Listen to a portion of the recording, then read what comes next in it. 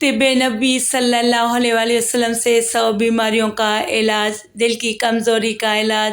حضور صلی اللہ علیہ وآلہ وسلم نے فرمایا کہ سنگترا کھایا کرو کیونکہ جوڑوں کے درد کا علاج۔ حضور صلی اللہ علیہ وآلہ وسلم نے فرمایا انجیر کھایا کرو کیونکہ زخم کا علاج۔ حدیث پاک میں ہے کہ آپ اپنے زخموں کو ہمیشہ ہی بخار کا علاج۔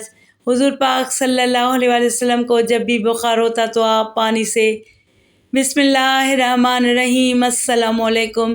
اسلام دین فطرت ہے جو پوری انسانیت کی ہر شعبے میں مکمل رہنمائی کرتا ہے۔ اس کی پاکیزہ تعلیمات جہاں عقائد و عبادات، معاشرت و معاملات اور اخلاق و آداب کے تمام پہلوؤں کو جامع ہیں، وہیں حفظان صحت اور تندرستی کے معاملے میں بھی اسلام کی معتدل ہدایات موجود ہیں، جن پر عمل پیرا ہو کر ہم نہ صرف صحت مند زندگی گزار سکتے ہیں بلکہ بہت سی مہلک بیماریوں سے بھی محفوظ رہ سکتے ہیں۔ صحت اللہ کی بڑی نعمت ہے، بلکہ سب سے بڑی نعمت ہے۔ انسان کا وجود ہی صحت سے ہے۔ اسلامی تعلیمات کے مطابق مضر صحت امور سے اجتناب کرنا چاہیے، جس میں زیادہ کھانا یا زیادہ سونا، یا کم کھانا یا کم سونا، یا حد سے زیادہ فارغ رہنا، غم اور ذہنی پریشانی کا شکار ہو جانا، یا اپنے آپ کو کسی بھی عمل میں اتنا منہمک کرنا جس میں جسم کی حرکت نہ ہو، جس سے موٹاپا آئے، راتوں کا جاگنا، دن کا سونا، یہ سارے امور صحت کے لیے نقصان کا باعث و وبال جان ہوتے ہیں۔ اس طرح کے امور سے اجتناب کر کے اپنے آپ کو منظم و مرتب کریں۔ سونے کے وقت سوئیں، کھانے کے وقت کھائیں، کام کے وقت کام کریں، ہلکی پھلکی ورزش، چہل قدمی، راتوں میں جاگنے سے اجتناب، دھوپ کا حاصل کرنا، یہ سارے دراصل شرعی نقطۂ نظر سے قابل التفات امور ہیں۔ ایک مومن توانا اور قوی تر ضعیف اور کمزور مومن کے مقابلے میں زیادہ بہتر اور اچھا ہوتا ہے۔ ارشاد باری تعالیٰ ہے، جب میں بیمار ہوتا ہوں تو وہ شفا یاب کرتا ہے۔ اس سے معلوم ہوا کہ صحت بھی مطلوب و مقصود ہے۔ ایک حدیث میں فرمایا گیا ہے، تمہارے بدن کا بھی تم پر حق ہے اور تمہاری آنکھ کا بھی تم پر حق ہے۔ ایک روایت میں فرمایا گیا، 2 نعمتیں ایسی ہیں ان کے بارے میں بکثرت لوگ نقصان اور خسارے میں، یعنی ان سے کوئی ایسا کام نہیں لیتے جس سے دینی نفع ہو، ایک صحت اور دوسرے بے فکری۔ اس سے پتہ چلا کہ زیادہ جاگنے اور بالکل بھوکے رہنے سے صحت خراب ہو جاتی ہے اور اس کا اثر انسان کے جسم پر پڑے گا اور وہ دوسرے فرائض کی ادائیگی کے قابل نہ رہے گا۔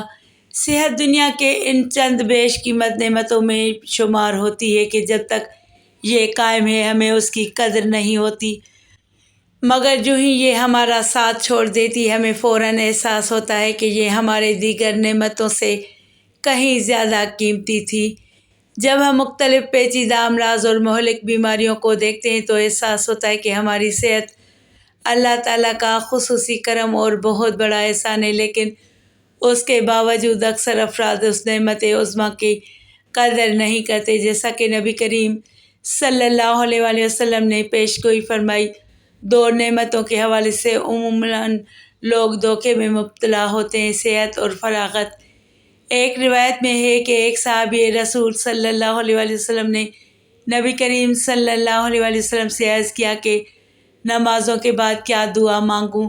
تو آپ صلی اللہ علیہ وآلہ وسلم نے فرمایا، اللہ تعالیٰ سے عافیت مانگا کرو۔ دوبارہ سوال پر بھی یہی ارشاد فرمایا اور تیسری دفعہ بھی فرمایا، اللہ تعالیٰ سے دنیا اور آخرت میں عافیت مانگا کرو۔ آپ صلی اللہ علیہ وآلہ وسلم نے ارشاد فرمایا، 5 چیزوں کے آنے سے پہلے غنیمت سمجھو اور ان سے دین کے کاموں میں مدد لو۔ جوانی کو بڑھاپے سے پہلے غنیمت سمجھو اور صحت کو بیماری سے پہلے اور مالداری کو افلاس سے پہلے اور بے فکری کو پریشانی سے پہلے اور زندگی کو مرنے سے پہلے۔ اس سے معلوم ہوا کہ جوانی میں جو صحت و قوت ہوتی ہے وہ اور فراغت اور مالی گنجائش بڑی نعمت ہے۔ رسالت مآب صلی اللہ علیہ وآلہ وسلم نے فرمایا، اللہ تعالیٰ نے بیماری اور دوا دونوں چیزیں اتاری ہیں اور ہر بیماری کے لیے دوا بھی بنائی، سو تم دوا کیا کرو اور حرام چیز سے دوا مت کرو۔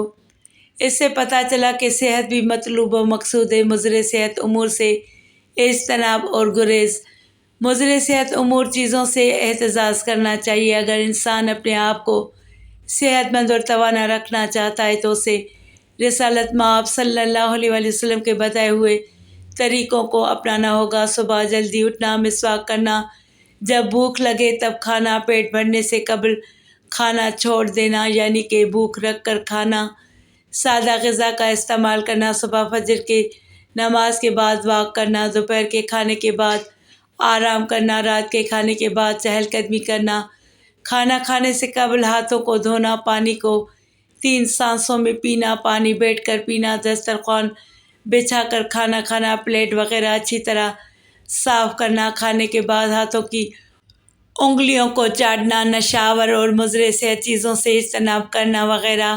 غرض صحت مند رہنے کے بے شمار اصول ہیں، مگر آج جدید سائنس نے یہ ثابت کیا ہے کہ صحت مند رہنے کے جو اصول اور طریقے رسول اللہ صلی اللہ علیہ وآلہ وسلم نے بتائے ہیں، وہ اصول اور طریقے قیامت تک آنے والے انسان کے لیے مشعل راہ ہیں۔ بزرگان دین سے یہ بھی بات معروف ہے کہ وہ اپنا لعاب دہن جس بچے کو چٹا دیتے وہ وقت کا ولی اور کامیاب ترین انسان بن جاتا تھا۔ یہ وہ سنت مبارکہ ہے جو آج بھی اللہ کے برگزیدہ لوگ اللہ کے حکم سے کرتے ہیں تو لوگوں کو شفا ملتی ہے۔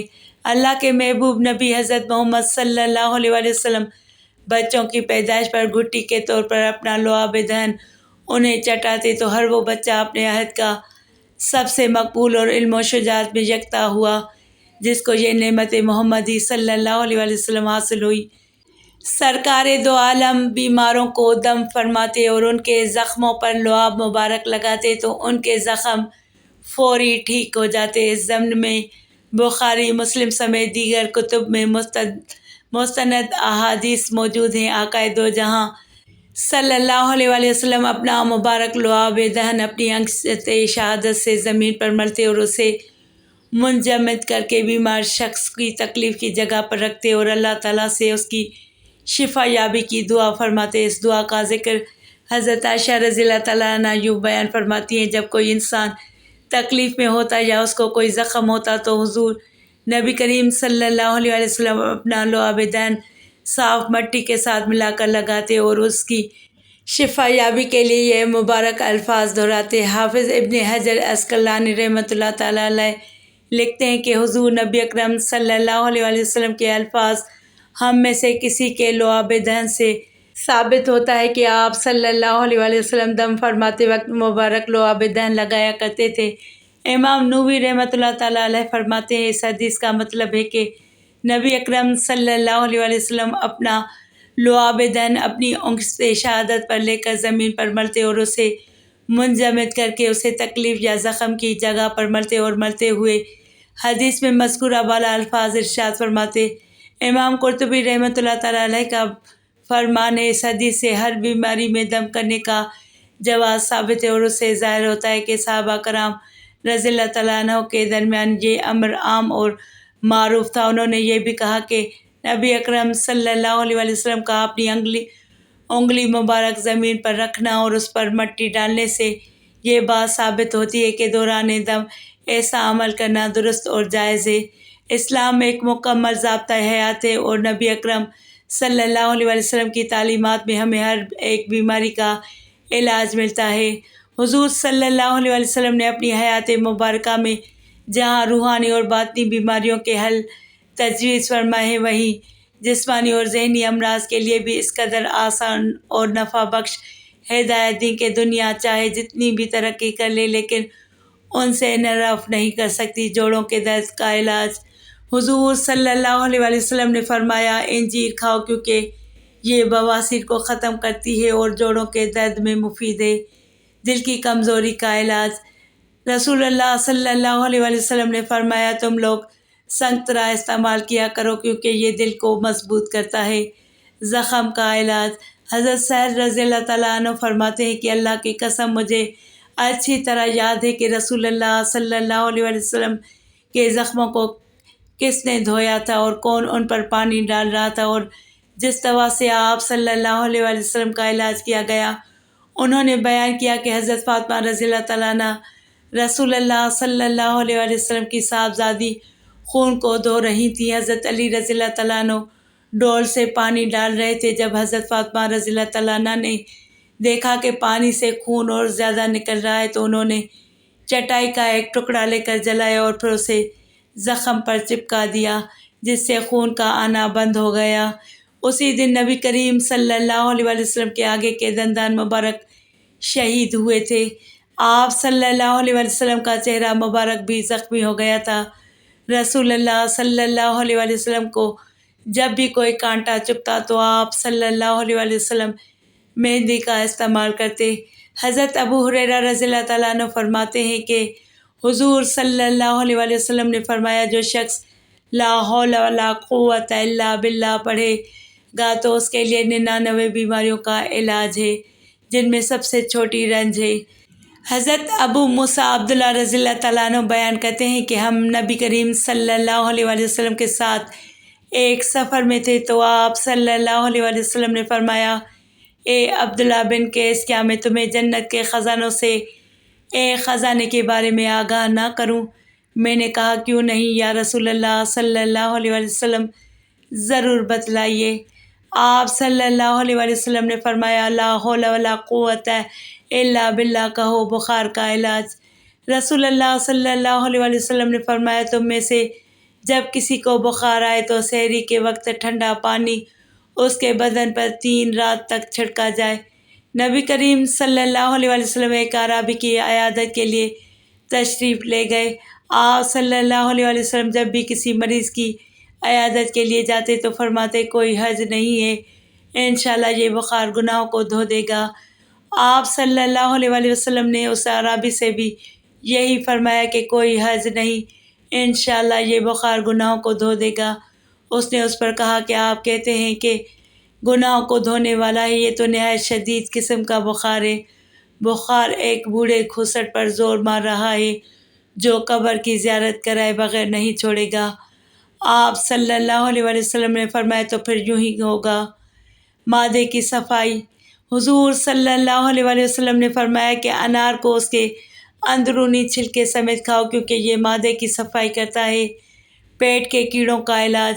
حضرت ابن عباس رضی اللہ تعالیٰ عنہ بیان کرتے ہیں کہ حضور صلی اللہ علیہ وسلم نے فرمایا، کھجوریں کھایا کرو کیونکہ اس سے پیٹ کے کیڑے مر جاتے ہیں۔ گردوں کی بیماری کا علاج۔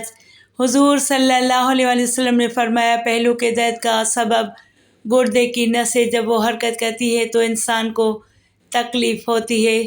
اس کا علاج گرم پانی اور شہد سے کرو۔ الحاصل، عوام الناس میں پھیلی چند عام بیماریوں کا یہ نبوی نسخہ بطور نظر پیش کیا گیا ہے، جس پر آج بھی عمل ممکن ہے۔ نیز اس سے اسلام کی وسعت اور انسانی فطرت و طاقت کے لحاظ کا بھرپور اندازہ لگایا جا سکتا ہے۔ حضرت ابو ہریرہ رضی اللہ تعالیٰ عنہ فرماتے ہیں کہ رسول اللہ صلی اللہ علیہ وسلم نے فرمایا، تم کلونجی کو لازم پکڑو، اس میں سام کے علاوہ ہر چیز کی شفا ہے، اور سام کے معنی موت ہے۔ حضرت عبداللہ بن عباس رضی اللہ تعالیٰ عنہ سے روایت ہے، انہوں نے فرمایا کہ حضور صلی اللہ علیہ وسلم کی ایک سرما دانی تھی، آپ اسے ہر آنکھ میں 3 مرتبہ سرما لگاتے تھے۔ حضرت ابو ہریرہ رضی اللہ تعالیٰ عنہ سے روایت ہے کہ حضور صلی اللہ علیہ وسلم نے فرمایا، اجوا کھجور جنت سے، اس میں ہر زہر سے شفا ہے۔ اگر اللہ کے احکامات اور رسول اللہ صلی اللہ علیہ وسلم کے طریقوں پر عمل کرنا شروع کر دیں تو صحت مند زندگی ہمارا مقدر بن جائے۔ اسلام نے بیماری اور صحت کے متعلق ایسا نقطۂ نظر پیش کیا ہے کہ جس کی نظیر نہیں ملتی۔ حضرت اسامہ بن شریک رضی اللہ تعالیٰ عنہ فرماتے ہیں، چند دیہاتیوں نے حضور صلی اللہ علیہ وسلم سے عرض کیا، جب ہم بیمار ہوں تو کیا ہم علاج نہ کروائیں؟ تو آپ صلی اللہ علیہ وسلم نے فرمایا، ہاں، اللہ کے بندو، علاج کراؤ، کیونکہ اللہ نے کوئی ایسی بیماری پیدا ہی نہیں کی مگر اس کی شفا بھی رکھی، سوائے ایک بیماری۔ وہ پوچھنے لگے، وہ کیا ہے؟ تو حضور صلی اللہ علیہ وسلم نے فرمایا کہ وہ بڑھاپا ہے۔ حضرت ابو ہریرہ رضی اللہ تعالیٰ عنہ نے بیان کیا کہ حضور صلی اللہ علیہ وسلم نے فرمایا، چوٹ لگ جانا یا بدشگونی یا سفر کی نحوست یہ کوئی چیز نہیں، بیماری کے دوران صبر کرنا چاہیے، جیسا کہ اللہ تعالیٰ فرماتا ہے ہم کسی نہ کسی طرح تمہاری آزمائش ضرور کریں گے، دشمن کے ڈر سے، بھوک پیاس سے، مال و جان اور پھلوں کی کمی سے، اور ان صبر کرنے والوں کو خوشخبری دے دو جنہیں جب کوئی مصیبت آتی ہے تو کہہ دیتے ہیں ہم تو خود اللہ کی ملکیت ہیں اور ہم اسی کی طرف لوٹنے والے ہیں، ان پر ان کے رب کی رحمتیں ہیں اور یہی لوگ ہدایت یافتہ ہیں۔ ناظرین، علاج کے وقت اسلامی نقطۂ نظر پر عمل کریں۔ اللہ نے ہمیں پیدا کیا اور ہماری رہنمائی کے لیے انبیاء کو مبعوث فرمایا۔ یہ ہماری خوش قسمتی ہے کہ ہمیں سید المرسلین صلی اللہ علیہ وآلہ وسلم کی تعلیمات سے مستفید ہونے کا موقع ملا۔ اللہ نے نبی کریم صلی اللہ علیہ وآلہ وسلم کو کتاب و حکمت عطا کی جو مومنوں کے لیے شفا اور رحمت ہے۔ حضور صلی اللہ علیہ وآلہ وسلم نے غذا کے استعمال اور بیماریوں سے بچاؤ کے طریقے سمجھائے۔ پیارے نبی صلی اللہ علیہ وآلہ وسلم نے بیماری اور علاج کے متعلق امت کی تربیت کی کہ بیماری کے وقت علاج کرو اور صبر کرو، حرام چیزوں کو دوا کے طور پر استعمال نہ کرو۔ اگر آپ دنیا اور آخرت میں سکون و اطمینان چاہتے ہیں تو قرآن و حدیث کو اپنی زندگی کا مشعل راہ بناؤ۔ اللہ سے دعا ہے کہ وہ ہمیں صحت مند زندگی عطا فرمائے تاکہ ہم نیک اعمال اور عبادت کر سکیں، آمین۔ ناظرین، کمنٹ باکس میں اللہ تعالیٰ کے 99 ناموں میں سے ایک نام ضرور ٹائپ کریں۔